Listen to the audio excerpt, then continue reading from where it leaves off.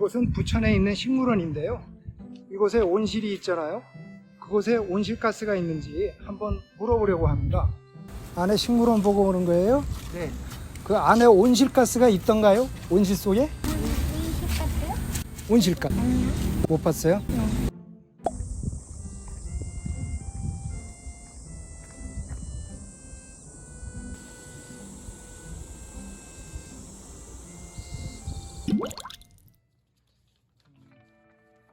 먼저 그 우리나라 기후 감시소 역사를 좀 간략히 소개해 주세요.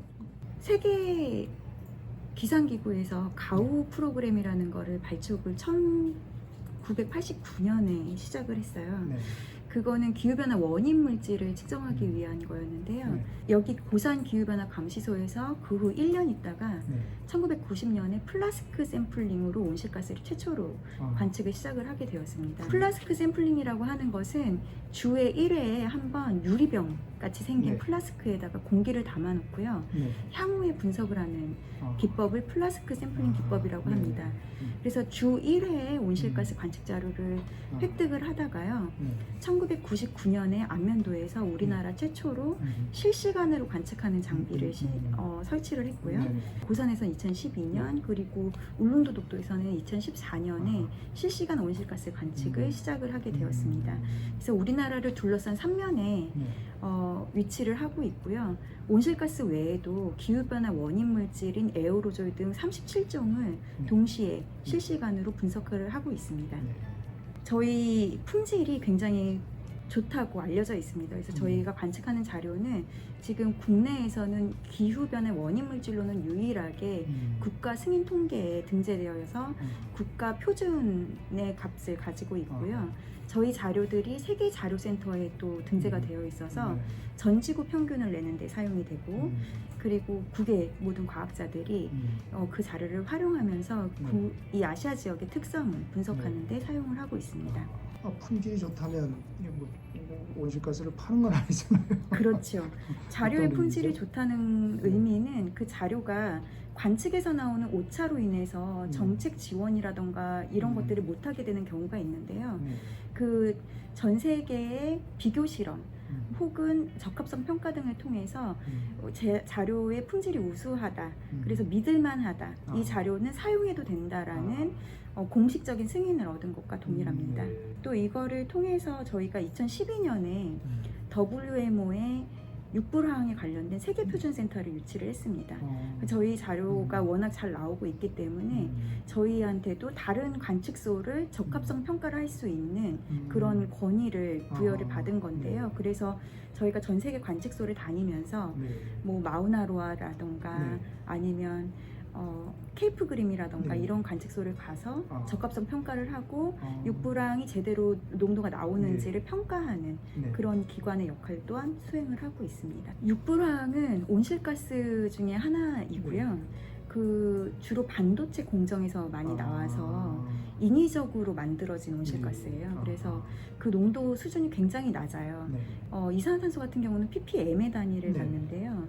ppm은 10의 6승분의 1 정도의 단위입니다. 근데 육불황은 ppt의 단위를 갖고 있고, 그래서 10의 9승분의 1의 수준에 있는 것을 정밀하게 분석을 하는 기술을 가지고 있기 때문에 다른 관측소들도 그것을 잘 표준에 준수하고 있는지를 평가하는 역할을 하고 있습니다.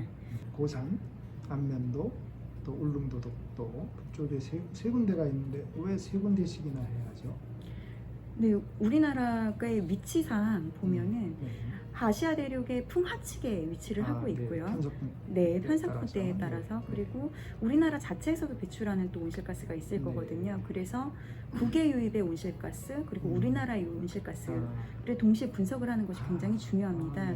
그래서 그 풍하 지역에 있는 고산이라던가 안면도에서 국외 유출입 그리고 국내의 그 대도시권에서 나오는 것들을 감시를 하고, 네, 그리고 울릉도에서는 또 우리나라에서 유입하는 것과 일본에서 영향을 주는 것을 동시에 관측하기 위해서 3면에 온실가스 관측소를 세웠고요. 온실가스뿐만 아니라 기후변화 감시에 대한 관측소를 세웠고요.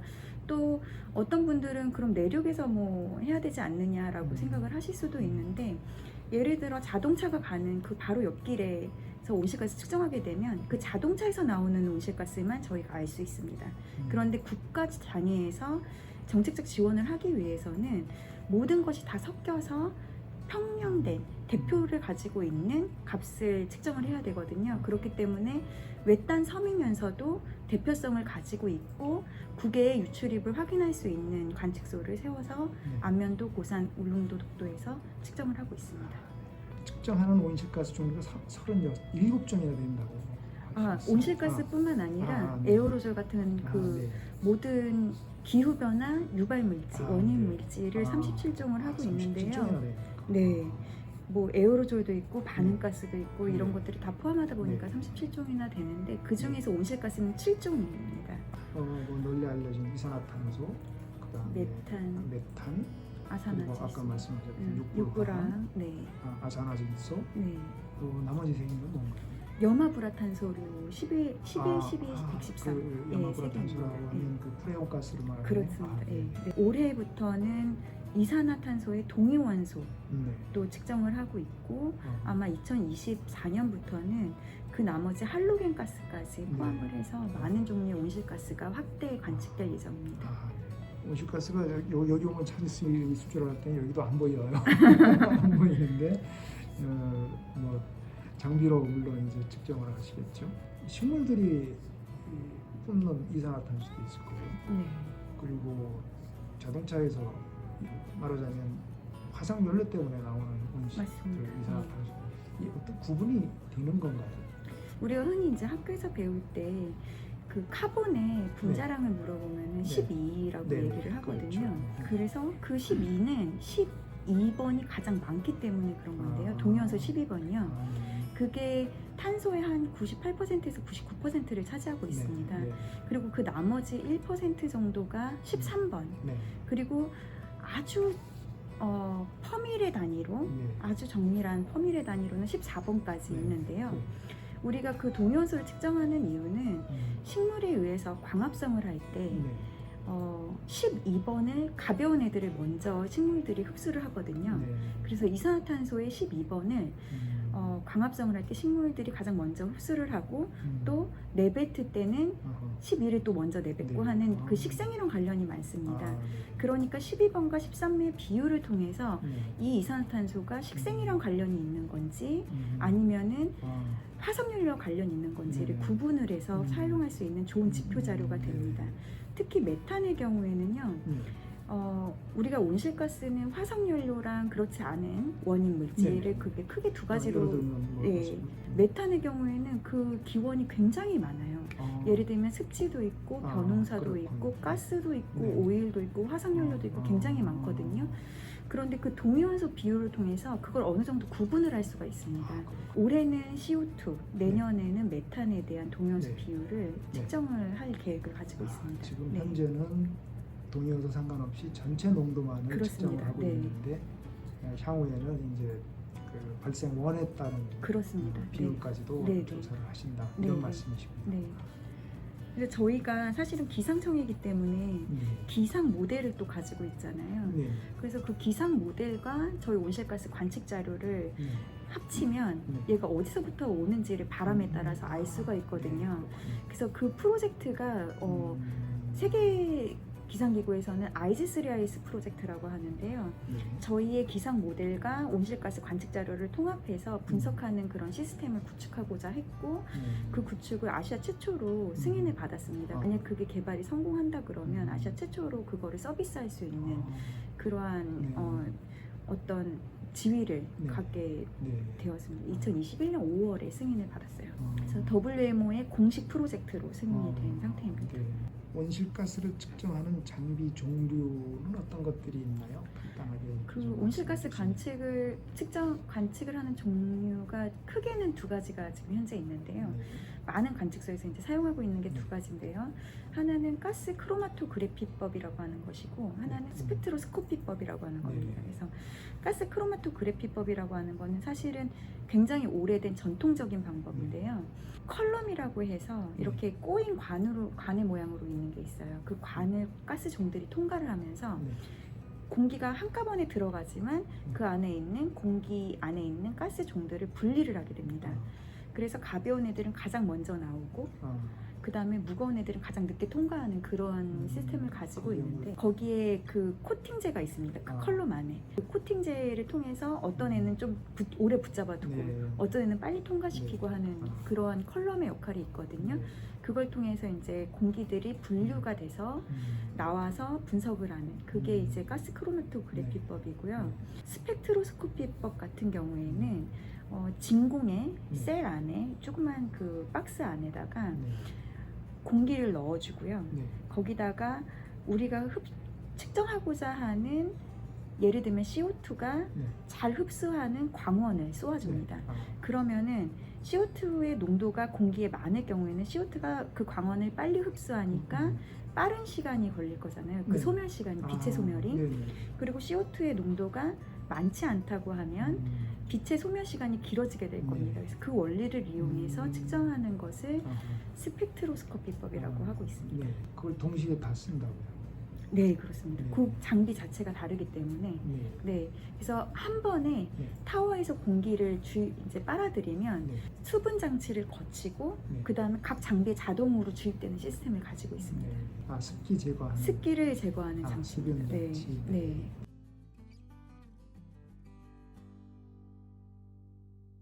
말씀하셨던 두 장비가 모두 이제 농도를 측정하는 건데 뭐 각각의 뭐 특징이 있어서 그런가요? 아니면 상호 비교하기 위해서 두 가지를? 사실은 원래는 가스 크로마토그래피법이 가장 유명한 법이었는데 그 가스 크로마토그래피 장비 자체가 굉장히 다루기가 어려웠습니다. 근데 현재 이제 현 시대에 와서는 과학적으로 발전을 하면서 그 스펙트로스코피 기법이 잘 발전을 한 것이죠. 그래서 스펙트로스코피 같은 경우는 장비가 굉장히 안정적이고 가스 크로마토그래피 같은 경우는 한 시간에 하나 혹은 두 개의 자료를 얻을 수가 있는데 스펙트로스코피는 광원을 사용하다 보니까 5초에 한 번씩 자료가 나오거든요. 그렇기 때문에 스펙트로스코피로 많이 이전을 하는 상태인데요. 아직도 가스 크로마토그래피를 사용하는 이유는 그 가스가 좋아하는 광원의 개발이 약간 늦어지는 건데 CO2와 메탄이나 CO, N2O는 이미 많이 개발이 됐는데요.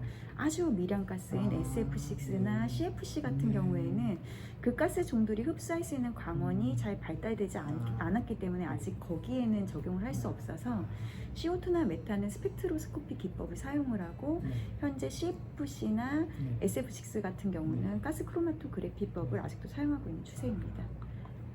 세계 감시소별로 어떤 나름 특징이 있나요? 그다음 뭐 지위 측면에서도 WMO의 그 안면도나 고산 감시소 같은 경우는 지역급 관측소로 지금 등재가 되어 있고요. 안면도는 사실 국외 과학자들이 굉장히 좋아하는 관측소입니다. 고산도 마찬가지고요. 안면도나 고산 모두 그 아시아 대륙에서 오는 공기계를 잡을 수 있기 때문에 굉장히 관심들이 많이 있고요. 안면도는 한반도 내에서 가장 긴 관측 역사를 가진 관측소로 유명하고요. 고산 같은 경우는 저희 기상청뿐 아니라 뭐 국제 네트워크들이 많이 참여하는 프로젝트가 열리는 그런 슈퍼 사이트입니다. 그래서 그렇기 때문에 또 과학자들한테 굉장히 유명한 사이트로 알려져 있습니다. 안면도와 고산은 중국이나 아니면 우리나라 서울이나 이런 것들의 영향을 많이 받기 때문에 농도가 약간 높지만 울릉도는 그런 아시아 대륙의 영향이 적기 때문에 세 관측소 중에서 농도가 가장 낮습니다. 그래서 가장 깨끗한 공기를 대표하고 있다고 볼 수 있습니다. 그 급이 어떻게 여러 가지로 나눠져 있나요? 크게 지역급이랑 지구급으로 나눠져 있고요. 지구급 같은 경우는 보통 3,000m 이상의 산 위에 존재하거나 아니면 마우나로아처럼 아주 외딴 섬에 있는 그런 관측소들을 그러니까 최대한 그 지역의 영향이 아주 적다고 느끼는 관측소들만을 지구급으로 선정을 하고 발표하고 있습니다. 그럼 울릉도 독도는 아직 지구급, 지역급 아니고 그냥 국내 관측소 중에 하나로. 그러니까